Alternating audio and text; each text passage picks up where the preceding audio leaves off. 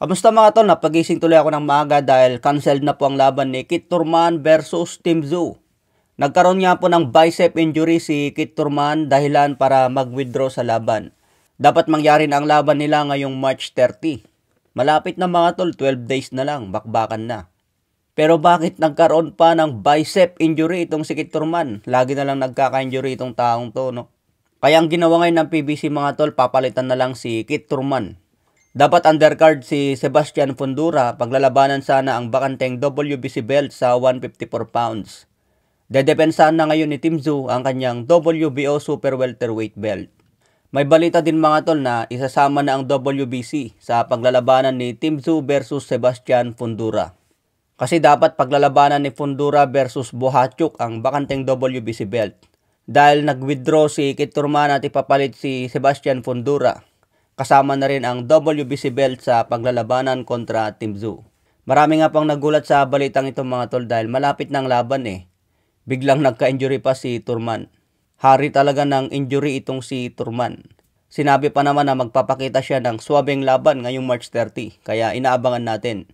So maganda rin yung ginawa ng PBC dito mga tol. Hindi nila kinancel yung event. Si Turman lang ang nawala sa laban. Parang no match ang laban na to mga tol eh. Sebastian Fundora versus Tim Tszyu. Kasi napakatangkad ditong si Sebastian Fundora. Ito nga po yung nagsasabi na kahit kalaban niya si Terence Bud Crawford, gusto rin niya makalaban si pambansang kamao Manny Pacquiao. Kahit sino daw ang itapat sa kanya, nakahanda itong si Sebastian Fundora.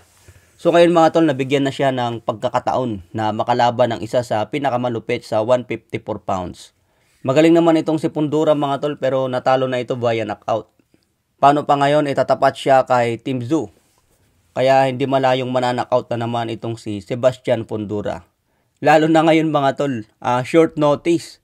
Biglang pinalit si Fundora laban kay Tim Tszyu. Ibig po sabihin hindi masyadong napag-aralan ni Fundora ang galawan ni Tim Tszyu.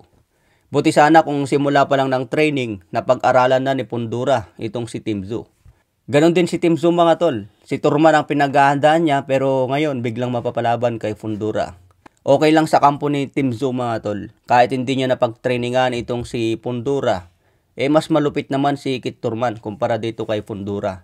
Matangkad lang itong si Sebastian Fundora mga tol, pero sa experience, sa skill, kayang-kaya ito ni Tim Tszyu. Advantage lang talaga ni Sebastian Fundora yung tangkad niya, yung laki, napakahaba ng reach. Pero kung magbigay ng upset si Sebastian Fundora, hindi rin tayo magugulat. Kasi napakahaba nito, napakalaki. Pero para sa akin mga tol, panalo pa rin dyan si Tim Tszyu. Pagdating naman sa co-main event, syempre tuloy pa rin yung laban ni Rolly Romero versus Isaac Pitbull Cruz. So ano sa tingin nyo mga tol, magandang palit nga ba ito? Marami ang nagsasabi na dapat si Terence Crawford na lang ang biglang umakyat. Pero masyado malapit na yung petsa mga tol. Wala nang panahon para ibenta pa ang laban. Kaya si Fundora talaga ang pinaka-best option ng PBC. So marami rin ang nagduda dito kay Kit Turman. Totoo nga bang na-injury o kulang sa preparasyon? Ganyan kasi ang ginagawa ng mga boksingero ngayon kapag kulang ka sa preparasyon, magdadahilan ka na ma-injury para umatras sa laban. So sayang si Turman sa tagal niya na hindi napalaban, nabigyan ng pagkakataon, nabigyan ng break, pero nagka-injury pa. Talagang hari ka ng injury Turman. Ingat tayo lagi mga tol, maraming salamat.